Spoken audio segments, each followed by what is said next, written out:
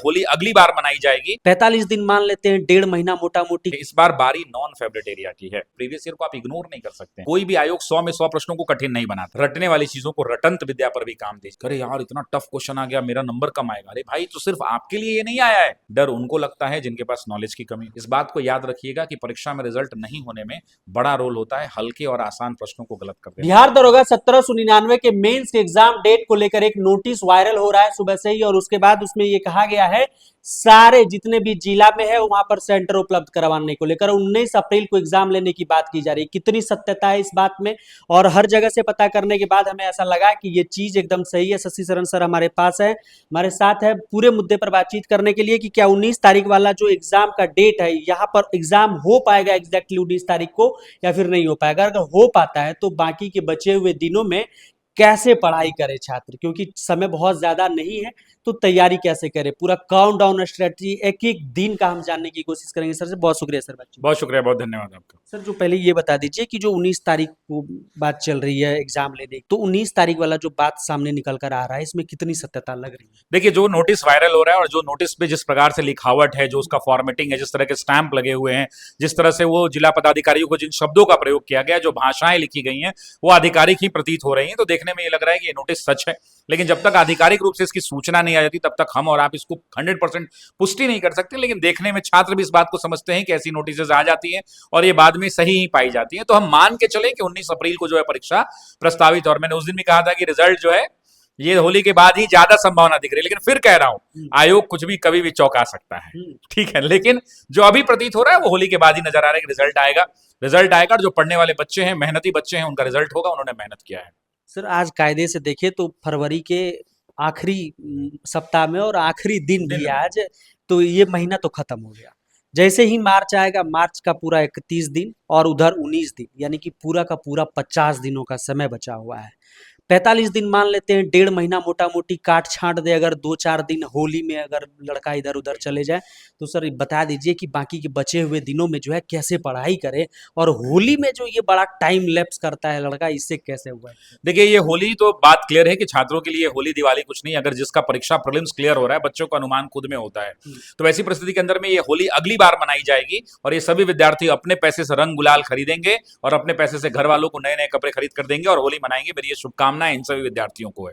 अब आते हैं कि अगले 45 दिन, जो चुनौती भरे 45 दिन होंगे, ये बहुत स्ट्रेसफुल होते हैं। आप एक विद्यार्थी की तरफ से सोचिएगा ना, वो बहुत परेशान होता है, क्योंकि उसको भी पता है कि अगली वैकेंसी कब आएगी, कब एग्जाम होगा, कब रिजल्ट आएगा, ये किसी को पता नहीं होता है। हम और आप कोई नहीं जानते हैं, तो कोई भी एक अपॉर्चुनिटी उसके पास आए वो छोड़ना नहीं चाहता है।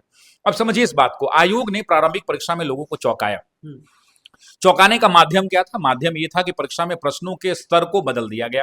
तात्पर्य कहने का है, एक स्टेटमेंट बेस्ड क्वेश्चंस बढ़ा दिए गए, मैच द फॉलोइंग वाला क्वेश्चन बना दिया गया।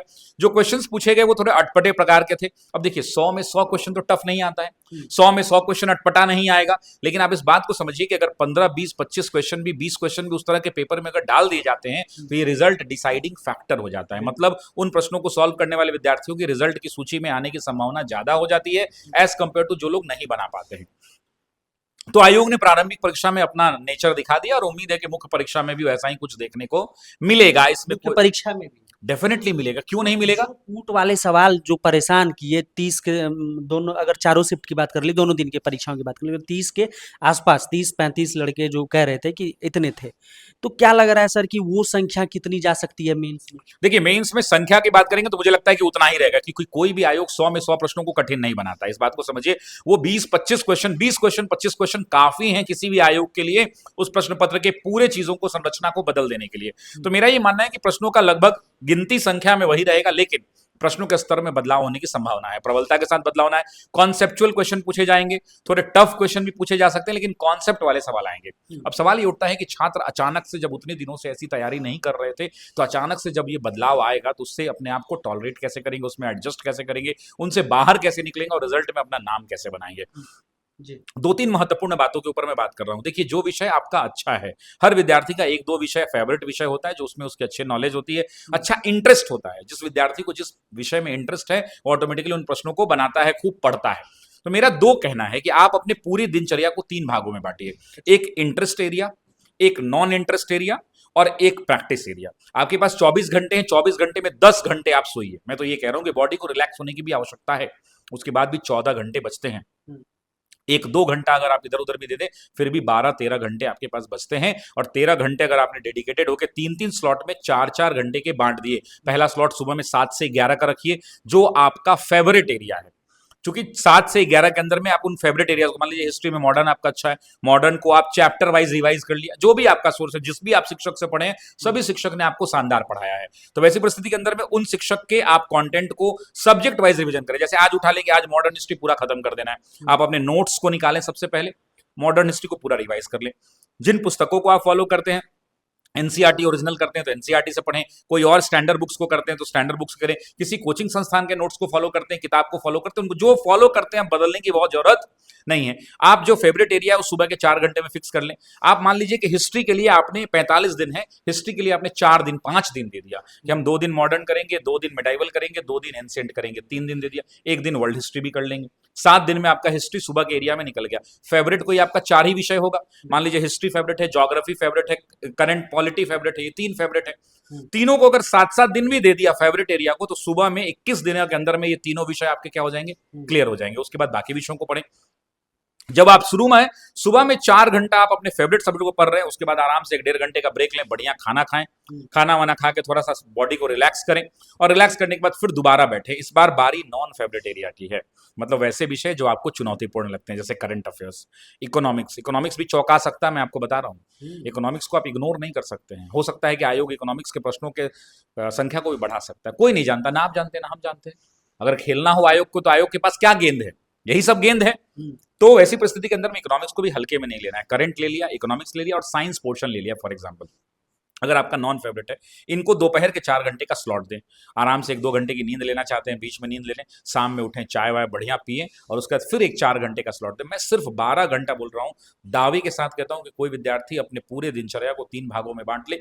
एक 4 घंटे का फेवरेट एरिया, एक 4 घंटे का नॉन फेवरेट एरिया, और एक 4 घंटे का प्रैक्टिस एरिया। अच्छा, प्रैक्टिस किनका करना है, तो ये प्रैक्टिस में आपको करना है कि 4 घंटे जो आपने सुबह में पढ़े हैं उनको 1 घंटे में प्रैक्टिस कर जाना है। प्रीवियस ईयर क्वेश्चन से, घटना चक्र से, क्वेश्चन बैंक से, दरोगा पुलिस के प्रीवियस ईयर से, बीपीएससी के प्रीवियस ईयर से, उनको प्रैक्टिस कर जाना है।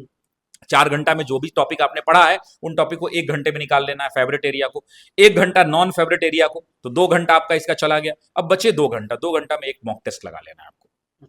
और मैं तो यूं कहूंगा कि मॉक टेस्ट जो है शुरू के 15 दिन या 10 दिन आप मान के चलिए कि शुरू के 10 दिन प्रीवियस ईयर वाला लगा लीजिए, क्योंकि प्रीवियस ईयर को आप इग्नोर नहीं कर सकते हैं। आज भी परीक्षा के अंदर में 20-30-40% प्रश्न जो है प्रीवियस ईयर क्षेत्र के होते हैं, तो उनको क्यों लूज करना। इस बात को याद रखिएगा कि परीक्षा में रिजल्ट नहीं होने में बड़ा रोल होता है हल्के और आसान प्रश्नों को गलत कर देना। अगर आपने 3 से 4 हल्के और आसान प्रश्न गलत कर दिए, आप रेस से बाहर हो जाएंगे।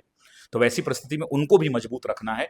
तो वैसी परिस्थिति के अंदर में आपको क्या करना है कि जो बचे हुए 2 घंटे, 10 दिन तक का टारगेट रखिए, 15 दिन तक का टारगेट रखिए कि पुराने सारे पेपर आपको निपटा देने हैं। अच्छा, बचे हुए जो 25 दिन है उसमें बहुत सारे कोचिंग संस्थान जहां आप पढ़ते हैं, हम लोग और लोग जितने भी लोग हैं, वो सब लोग बेहतरी के लिए छात्रों के लिए क्या करेंगे, नए पैटर्न पर कठिन प्रश्नों को बनाएंगे। और मैं आपके चैनल के माध्यम से घोषणा कर देता हूं कि हम लोग भी होली के बाद इसको बनाएंगे, और छात्रों को कम से कम 15 मॉक टेस्ट जो मेंस लेवल का टफ क्वेश्चन हो, उसके लिए हम लोग प्रयास करेंगे कि 15 मॉक टेस्ट हम लोग उपलब्ध कराएं। लेकिन कोशिश हमारी होगी, जब तक बन के दे नहीं दिए तब तक नहीं कहेंगे, लेकिन निश्चिंत रहिए, हम प्रयास करेंगे कि 15 इनको हम लोग भी मॉक टेस्ट दे। और भी कोचिंग संस्थान के लिए मदद करेंगे, जो लोग दरोगा एक्सक्लूसिव पढ़ाते हैं, जो लोग नहीं पढ़ाते हैं, सब लोग इनके लिए खुलकर आएंगे बच्चों के लिए। और उन मॉक टेस्ट को आप अगले 20-25 दिनों में लगा ले। तो अगर मान लीजिए 10 दिन में ये मॉक टेस्ट लगा रहे हैं, फिर भी 35 दिन बच रहा है। 35 दिन में अगर 35 मॉक टेस्ट लगा लिया आपने, तो काफी ज्यादा आपको फायदेमंद मिलेगा नए पैटर्न पर। तो 3 भागों में अपने दिनचर्या को बांटिए, खूब प्रैक्टिस करिए, रटने वाली चीजों को रटंत विद्या पर भी काम दीजिए। ऐसा नहीं है कि सिर्फ कॉन्सेप्ट से ही काम चलता है, रटंत विद्या से भी काम चलता है।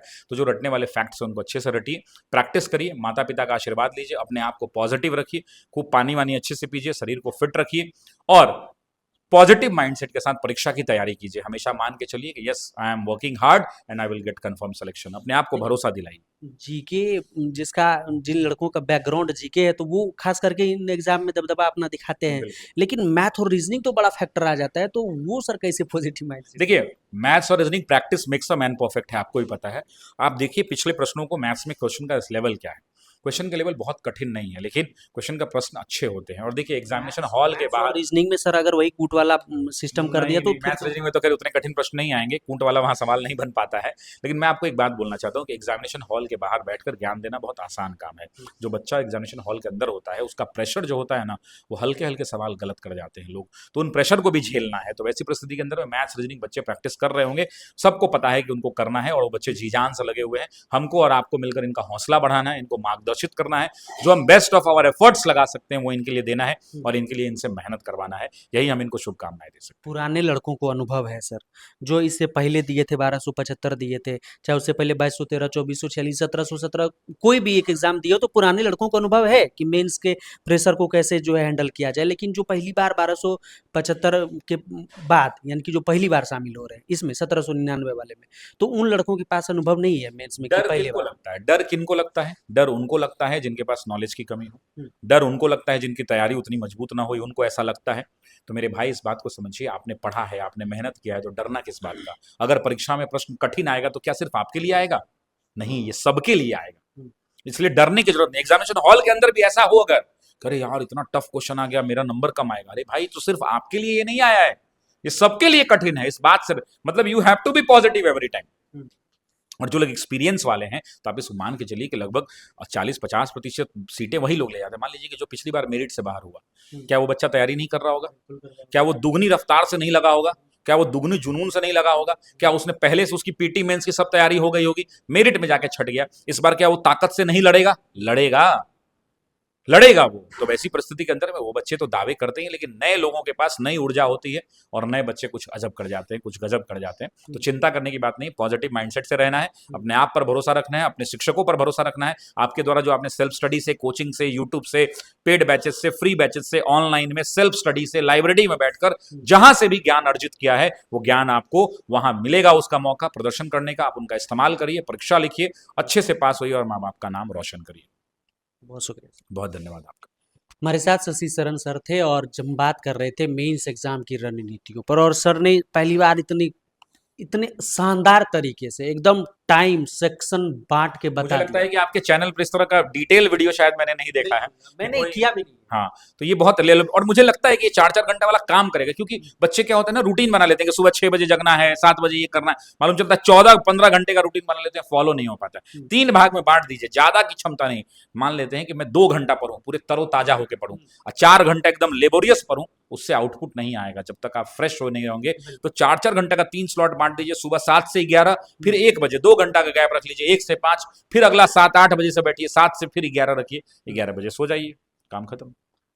कभी कभी स्मार्ट स्ट्रेटजी, स्मार्ट तरीके जो है वो बहुत ज़्यादा सफलता दिलाते हैं। सर ने वही बताने की कोशिश करी आपको। बाकी आपका कोई सवाल है कमेंट बॉक्स में लिखिएगा, जरूर मिलेंगे आपसे बहुत जल्द ऑन ड्यूटी पर ही। जय हिंद।